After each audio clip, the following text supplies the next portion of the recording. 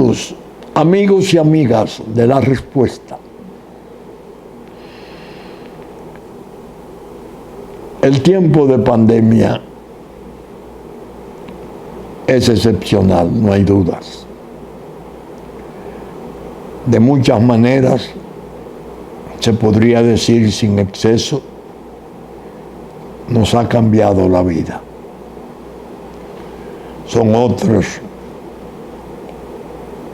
los modos de hacer la rutina del diario vivir, otras las precauciones, los presentimientos de la salud, las noticias, sobre todo, que llegan, las malas noticias de las muertes de amigos de los amigos, de familiares,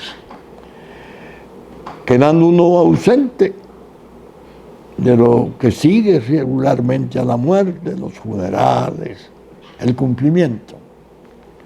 Esta semana, por Dios, la noticia: murió Eduardo Díaz, amigo incomparable, afectuoso, solidario. Fue mi alumno en la Universidad Pedro Enrique Surey.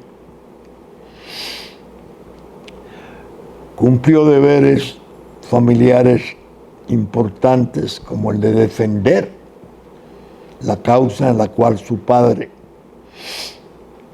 cayera, al general Juan Tomás Díaz, después del 30 de mayo.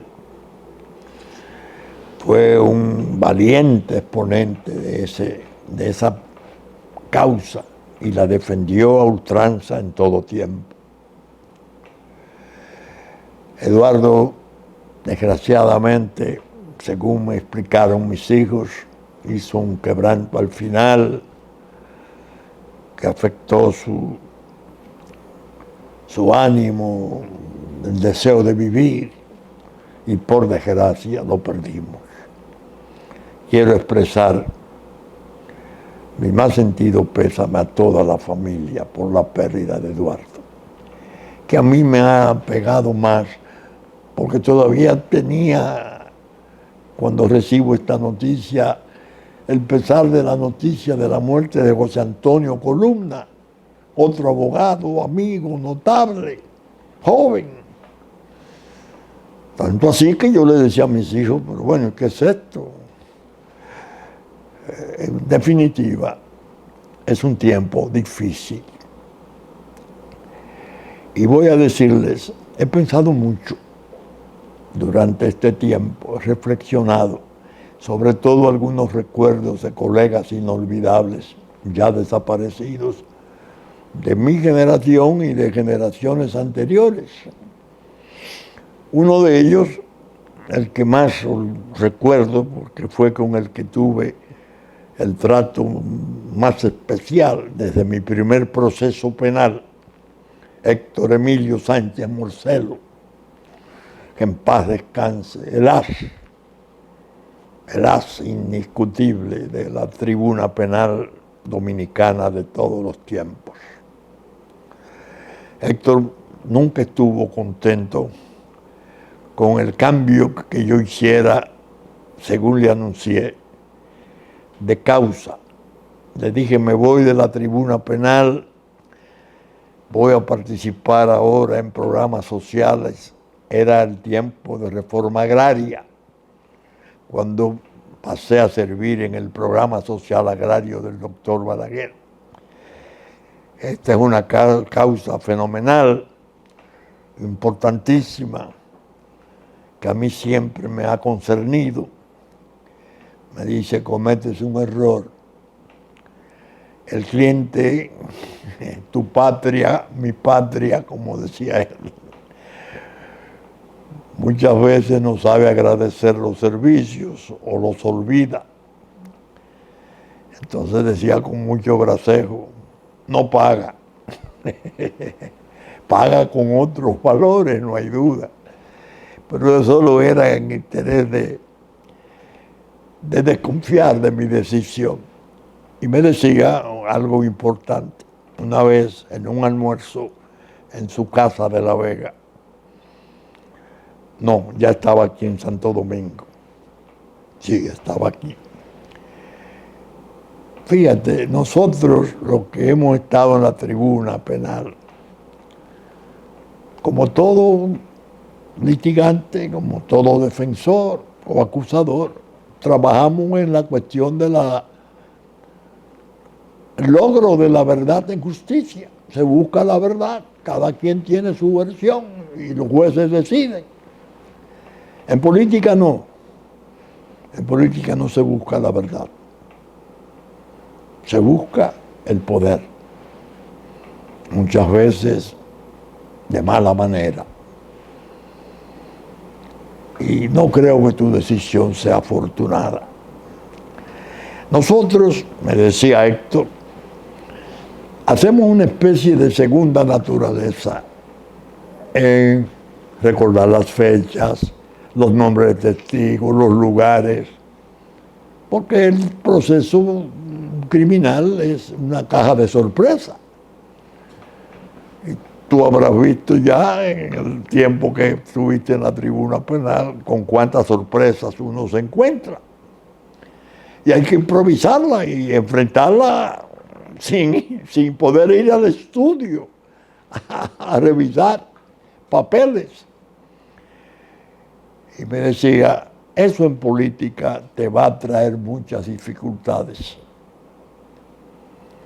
Porque en la política ese es un tipo de actividad inaceptable.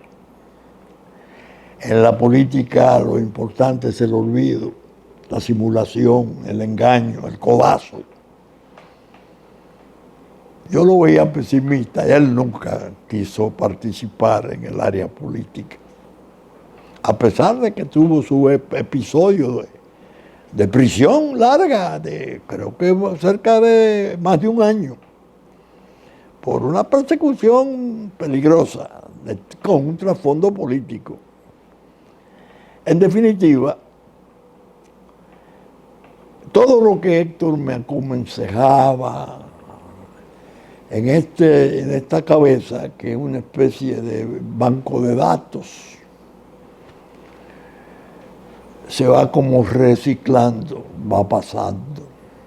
Uno va recordando las cosas y las ve, las cree ver, oír la voz del amigo que te habla. Y yo ahora lo he visto y lo he comprobado. Voy a partir de una explicación que a ustedes les pido atiendan. Estoy revisando mis recuerdos sobre mi lucha antidroga. Leí y he leído y sigo leyendo libros notables sobre el tema. En uno de ellos aparece un capítulo relativo a una investigación que se hiciera en el Senado norteamericano. Creo que fue la iniciativa del senador Kefauver, en la cual incluso participó, siendo senador, John F. Kennedy, que lo hizo en una forma notable en las vistas públicas, para investigar la cuestión de las mafias en Estados Unidos. Y dice, es un texto alemán, tengo que buscar los autores porque ya hace mucho tiempo que lo he perdido, que Salvatore Bonanno, atiendan, un importante miembro de una de las familias de la Cosa Nostra en Estados Unidos, fue interpelado ante un gran comité del Senado, fruto de la iniciativa del senador Kefauver, y dio una serie de declaraciones importantísimas y admitió cosas sobre Cuba, no, especialmente sobre Haití y América Latina, pero Haití fue la que tocó más. Y dijo que ellos propiamente se habían apoderado del Estado haitiano, lo admitió, que fueron copando las distintas actividades, una economía pequeña, débil, y que tenían un control pese a que allí gobernaba un dictador médico durísimo, François Duvalier. El contenido de esas declaraciones a mí me quedó. Y siempre estuve atento cuando llegué después al área pública, de la droga específicamente, ya no social, agraria. No olvidé esa versión contenida en un informe que reposa en los archivos del Senado norteamericano. Al presentarse tantos conflictos en Haití, nunca he podido remover ni separar ese hecho básico. La droga, las mafias, el control de Haití.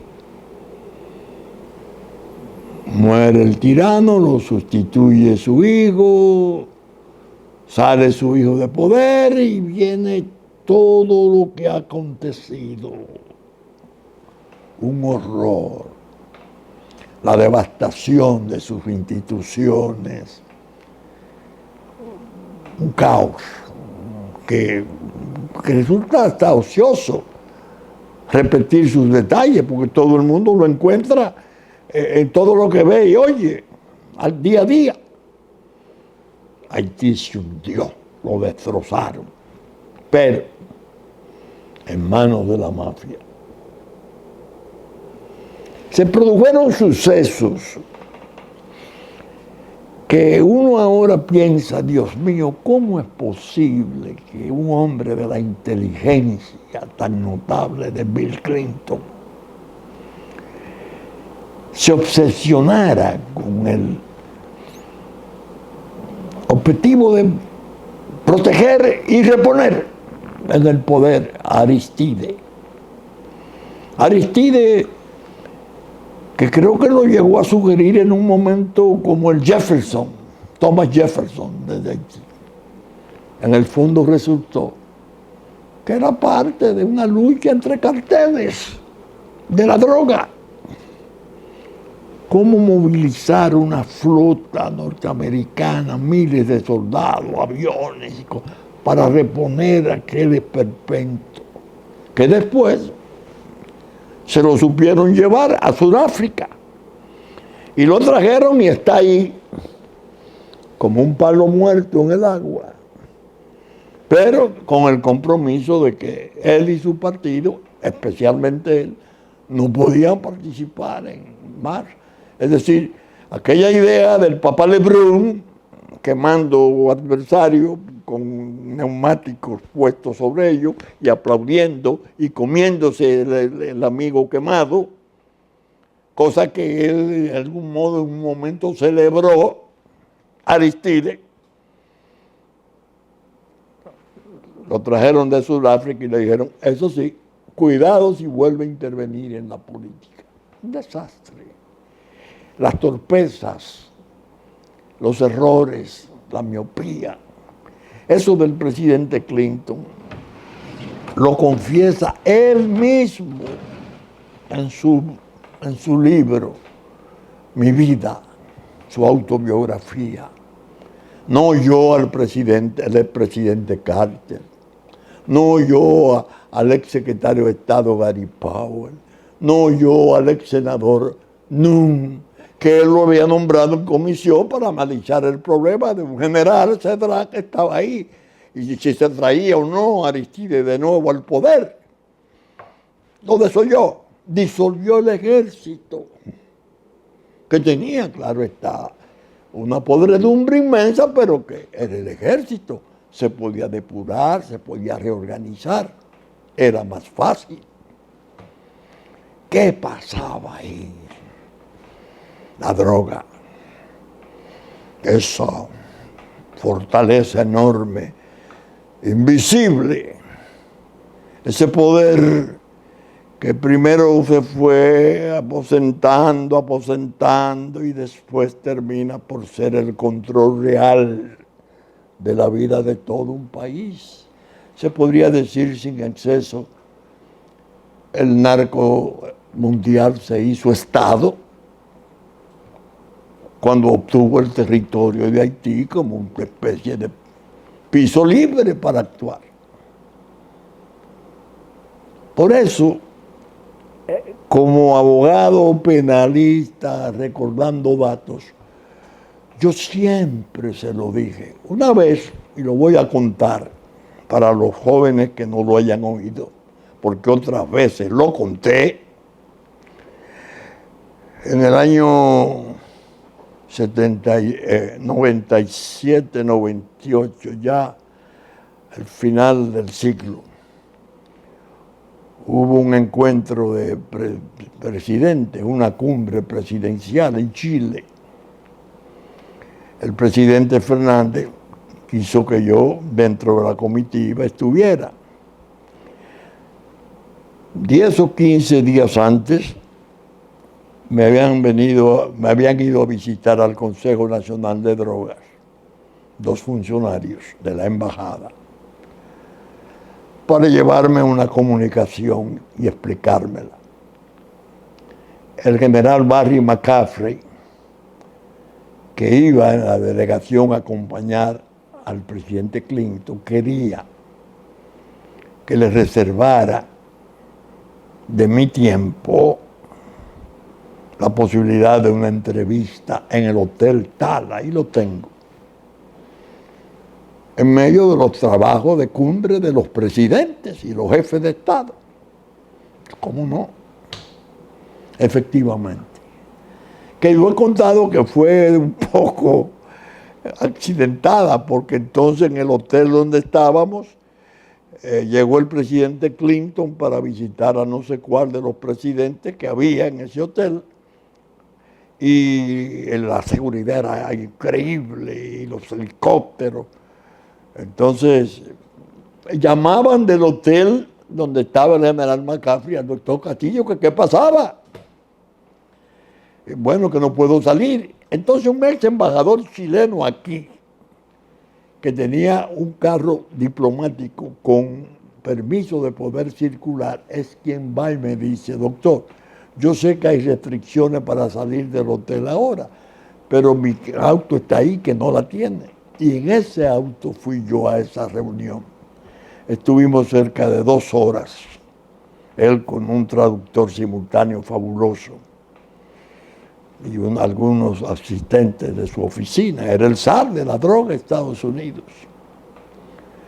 Y hablamos de todo el proceso, y él se interesó mucho en algo que yo le dije. Presidente, le digo: general, yo he observado que la posición de Estados Unidos es vacilante y está como desorientado en cuanto al problema de Haití. Y le cité la prueba en los archivos del Senado. Él no lo conocía. Con mucha gentileza me dijo: le agradezco la lección. Busquen ahí. Después se produjo el desastre de Minustah, aquella ocupación que durara 13 años. El mandato de Naciones Unidas: asegurar la paz y la seguridad. 0 droga.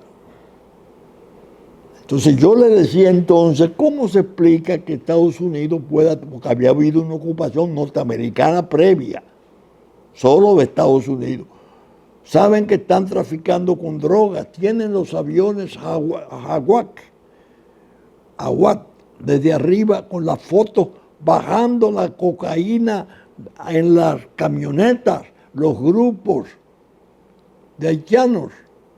Pero los soldados no pueden intervenir, ni ellos ni después MINUSTAH, porque no tenían mandato de eso. No tenían mandato. Caramba, qué pena.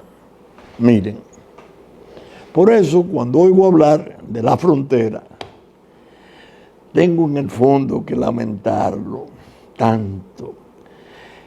El pueblo, por ingenuidad, recibe las informaciones de los productores de pollo,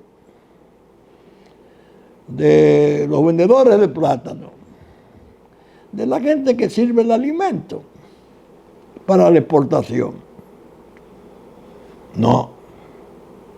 En el fondo, quien está sufriendo gravísimos perjuicios es el narco mundial.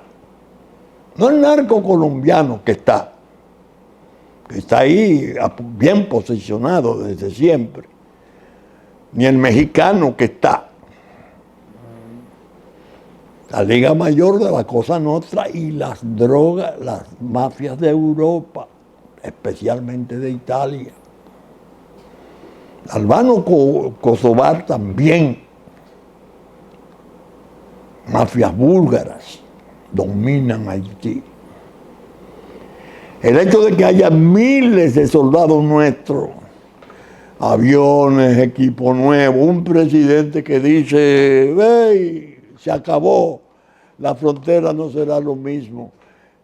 A las pandillas asesinas le dicen, no vengan para acá cuando llegue esa fuerza que se está organizando, que le va a ir mal, entréguense a los kenianos. El narco tiene un traconeje. ¿Cuál? El negocio. ¿A dónde puede salir tanta droga que llega a ese territorio libre? Por los puertos y aeropuertos del vecino Estado, República Dominicana, que tiene en abundancia infraestructura de ese tipo de aprobación técnica mundial, aeropuertos grandes, puertos de profundidad de trasvase, como es Caucedo. Dios santo. Ese negocio, ¿cuándo lo pude yo apreciar en su magnitud, en su quantum? ¿Cuánto es lo que implica? En el mes de diciembre de 2012, atiendan las fechas, le está hablando el penalista retirado, se celebró en Bávaro una conferencia importantísima de todos los responsables de aduanas de Europa, los manejadores de los grandes puertos de las naciones de alto desarrollo de Europa. Una señora conferencia. ¿Cuál fue el dato más doloroso, más grave de ese encuentro? Yo recuerdo que Danilo Medina, la única vez que hablé con él por teléfono, o que he hablado con él por teléfono, llamó a Bávaro, me llamó a mí para que presentara excusa porque él iba a abrir la sesión. No pudo ir. Yo así lo hice. ¿Cuál fue el dato doloroso para nosotros? Los jefes de aduana responsables de todo el comercio aduanal de Europa significaron que el tráfico de drogas en la desde la República Dominicana había tenido un incremento de un 800%. 800%. Yo oí ese dato y dije, Dios mío, ¿qué es esto? Entonces comencé hacer una observación más penetrante sobre el tema. ¿Por qué eso? ¿Por qué ese descrédito para nuestro país que aumentó en un 800% el tráfico hacia Europa? Muy sencillo. El terremoto fue en el 2010. Haití parece que un pequeño muelle que había en Puerto Príncipe o Cabo Haitiano por alguna razón alegó daños y nosotros le cedimos que todo cuanto viniera y todo cuanto saliera de Haití pasara por Jaina Oriental y por Caucedo. Claro, el furgón que llegaba desde Haití no era revisado porque tenía una expresión muy categórica. Chequeado de origen. Entonces digo, oh, Dios, aquí está el 800% de incremento. ¿Me siguen ustedes? Eso está represado ahí con motivo del cierre de frontera, la militarización y la actitud muy definida hasta ahora del presidente de la República en cuanto a que no va a ser lo mismo. No son huevos ni plátanos los que están en juego, es droga y armas y otras cosas más. Ahora la realidad es que uno va viendo. En estos días escribí, el miércoles, atiendan, nieblas de una actualidad tormentosa.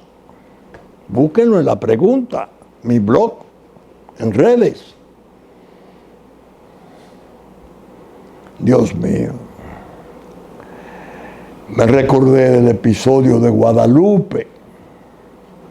Guadalupe, una isla posesión que fuera posesión de Francia, ahora es parte de sus intereses extraterritoriales. No sé si tiene ya la condición de república nueva o está trabajando en eso. Y fue un incidente muy importante y lo relato en la pregunta. Pero como no todos ven y leen la pregunta, debo repetirlo de nuevo en la respuesta. El presidente Jacques Chirac de Francia, el presidente Préval de Haití y el presidente Fernández, con los primeros ministros de CARICOM. Una conferencia tope. Para sorpresa de todos, en el último día, después del almuerzo, casi al cierre, era el tercer día, un representante de Martinica, primer ministro creo, a nombre del CARICOM pronunció un discurso demoledor contra Haití. Lo acusó, almacén de droga, vergüenza del mundo, hablando a nombre de CARICOM, porque habían agarrado unos barcos, 3 o 4 barcos procedentes de muelles de Haití, del norte de Haití, en Miami. Y había procesos de extradición y de persecución y esas cosas. CARICOM hizo una condenación enérgica de ese Estado que calificó de vergüenza del mundo. El presidente Préval, muy apaleado, muy atortojado, comienza a defenderse y dice que no, que el presidente Fernández sabe y es un testigo esencial de que todo lo que ha ocurrido lo ha producido Estados Unidos con su vigilancia y su intromisión. El presidente Fernández oye el asunto y con esa prudencia que siempre le ha caracterizado, debo enmendarme, hasta los últimos días en que he visto que parece haberla perdido, a la hora que le tocó hablar, dijo, yo fui respondiéndole propiamente a Preval en una forma muy subliminal. Ahora recientemente estuve en Singapur y hablé con su jefe de Estado, creo que es un reputado héroe, era un reputado héroe nacional. Y le pregunté acerca de por qué había tenido tanto éxito Singapur en la lucha antidroga. Y él me contestó muy simple. Nosotros advertimos a todo viajero o pasajero que viene hacia nosotros que una porción de droga, por mínima que sea, que se le detecte, va a determinar un juicio criminal para fusilamiento. Y eso nos ha permitido estar en cero. Era una manera subliminal, digo, porque era diciéndole a Preval, mire, lo que ocurre es que allá el territorio es libre.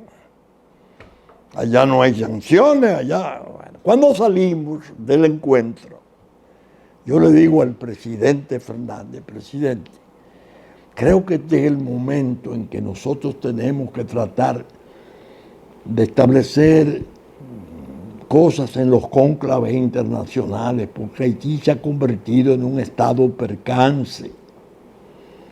Y ellos siempre se han cuidado de la ventaja de que las víctimas son ellos y los grandes villanos somos nosotros.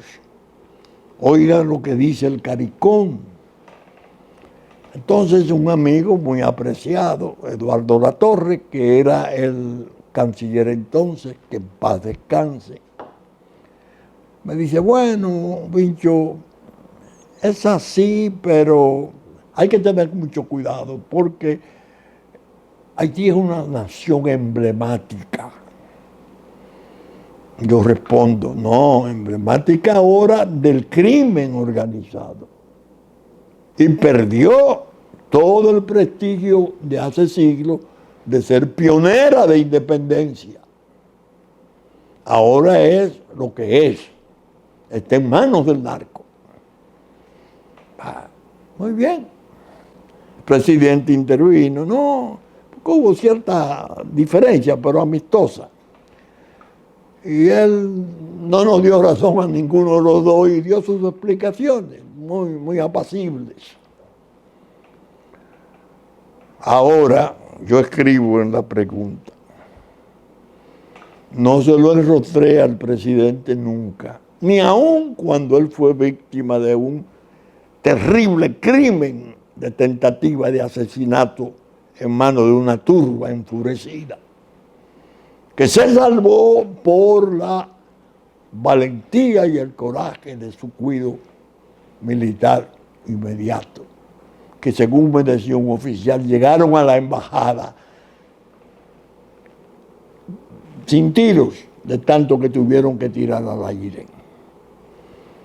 Entonces yo digo en la pregunta, lo defendí en la respuesta, yo no se le enrostré, pero le dije, es una lección, apréndasela, no agradecen nada. Esa universidad que usted le donó, la van a rabalizar, eso no significa nada para ellos. Debió de hacerle maternidades de aquel lado para parir sus mujeres allá. Sí, pero Francia le ha ofrecido 2 hospitales donadas y no la quiere. No, porque el objetivo es la República Dominicana. Entonces ahora escribo con cierta amargura. Tengo que confirmarme en mi convicción de que la razón que tuve siempre, expresada en Guadalupe cuando aquel incidente, no me ha abandonado. Desafortunadamente, el expresidente Fernández lo han convencido de caminar por otros caminos. porque ni Joaquín Balaguer ni Vincho Cadenas en este entierro.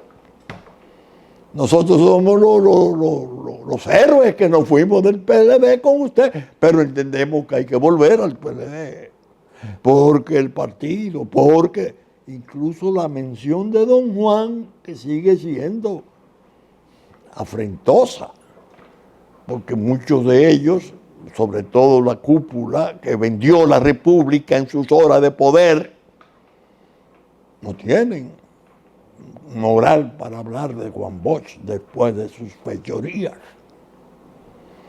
Pero ese es parte del trastorno actual de nuestra problemática política.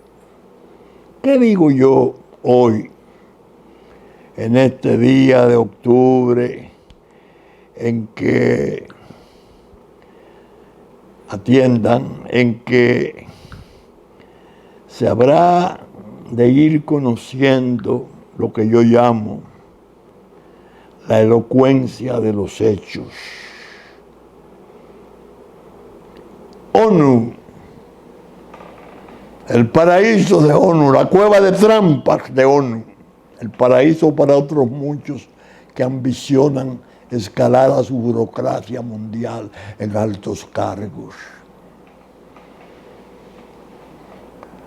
Dicta una resolución y establece una especie de operación fundada en el capítulo 7 de la Carta de Naciones Unidas. Autorización del uso de fuerza para cuando no se hayan conseguido conciliaciones en guerras civiles y esas cosas.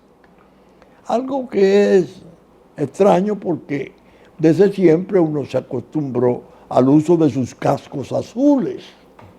Soldados de distintos estados, de acuerdo al continente, por Naciones Unidas con mandato directo. Ahora no. Ahora es una fuerza ajena a Naciones Unidas. Porque es obra de voluntarios, estados voluntarios, y de algunos miembros, estados miembros de la organización.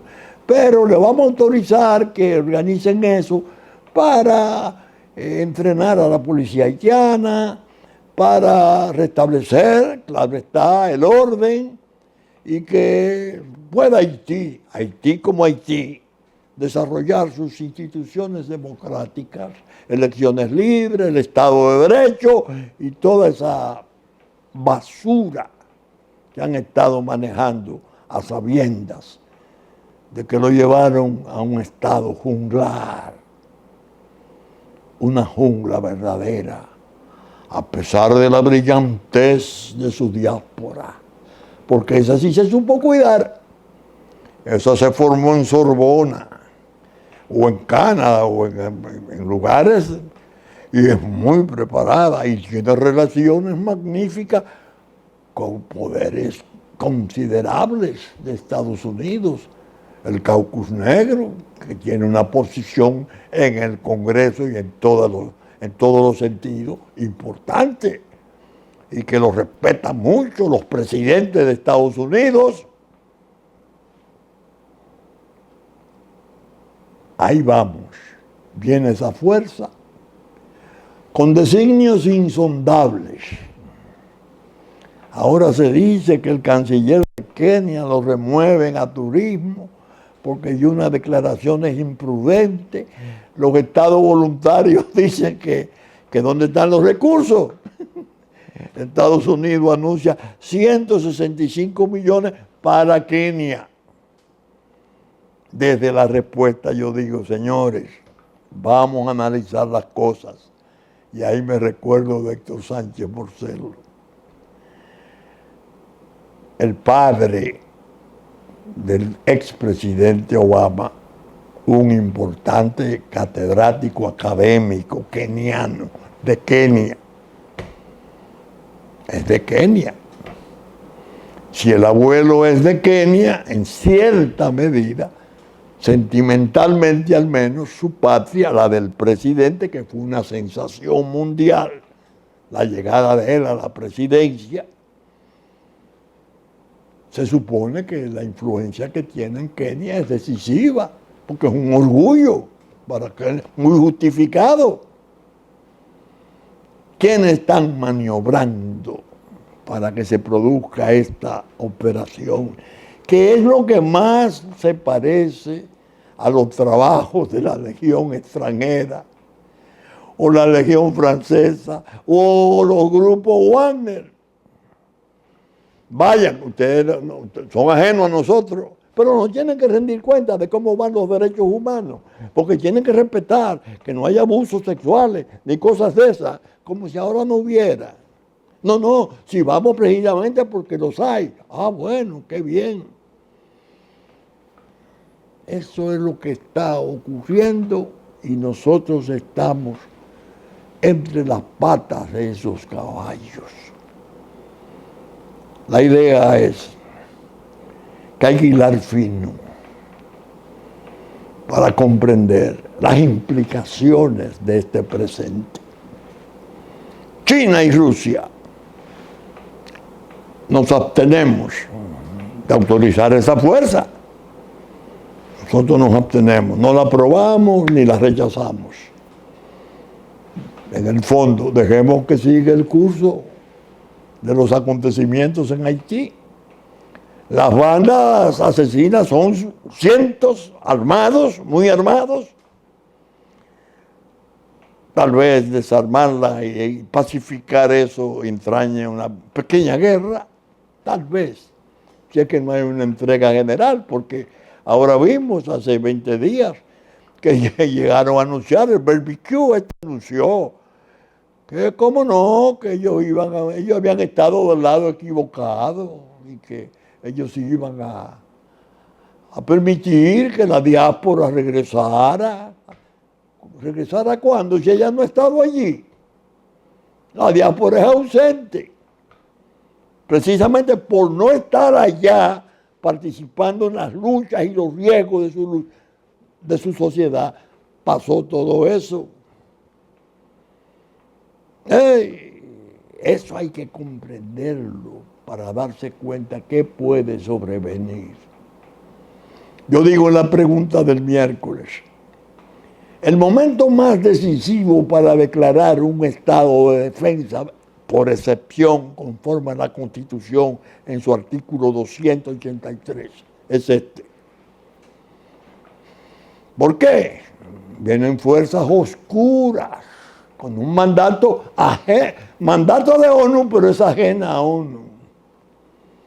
Ustedes ven el punto. Así como nos pusieron en su resolución del MINUSTAH luchar contra la droga, pese a que la resolución única de 1961 es de Naciones Unidas declarando la droga crimen de lesa humanidad.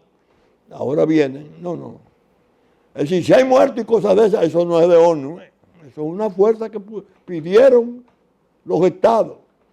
Que el de Kenia dijo, vamos porque nos invitaron. El canciller que quitaron. Vamos porque nos invitaron. ¿Quién invitó? Entonces, en medio de esas penumbras, tienen necesariamente que aparecer para nosotros problemas nuevos. ¿Qué debemos hacer?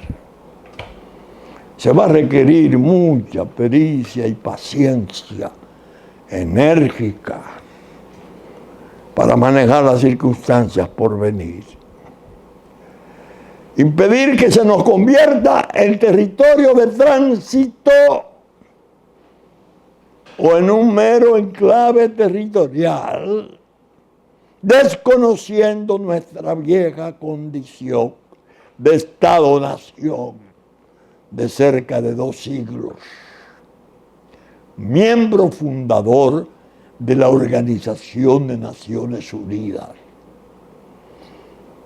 a raíz de la terminación de la Segunda Guerra Mundial. No sentir preferencia por ninguna de las posiciones de las superpotencias enredadas en las disputas previsibles. No ser pro nada, ni chino, ni ruso, ni norteamericano, sino eminentemente dominicano, es lo que corresponde. Y asumir actitudes frente al conflicto diferentes.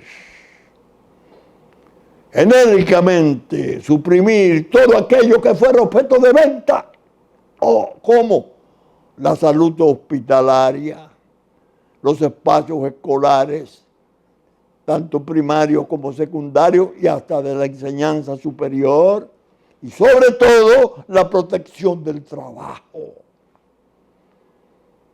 Ahora se está viendo.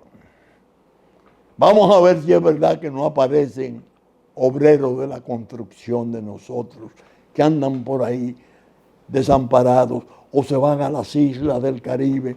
Yo presencié un caso que he contado aquí cuando intercedía para evitar la pena de muerte de uno de ellos que había matado a un compañero en Antigua. 5,000 debe de haber en las islas, porque aquí sencillamente no le daban paso o querían explotarlo.